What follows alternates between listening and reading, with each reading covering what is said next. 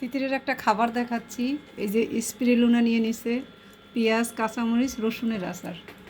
এটা নাকি তার খুবই পছন্দ খেতে। খাও, অনেকে যারা স্পিরুলিনা খেতে পছন্দ করেন না তারা কিন্তু তিতিরেরটা দেখে খেতে পারেন। ওই দেখেন কীভাবে খাচ্ছে, পেঁয়াজ রসুন দিয়ে।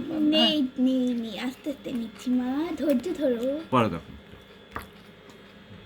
সে মাখছে। একদম ভালো। আগে আমি যখন খেতাম তখন তিতির আমাকে হাসতো, খেতে চাইতো না, শুধু গ্রিন জুসই ওকে দিতাম।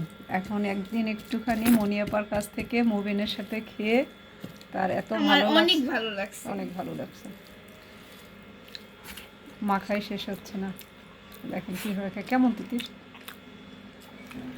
সত্যি খুবই মজা, আমারও খেতে ইচ্ছা করতেছে। যারা স্পিরুলিনা খেতে পারেন না তারা কিন্তু এইভাবে খেতে পারেন।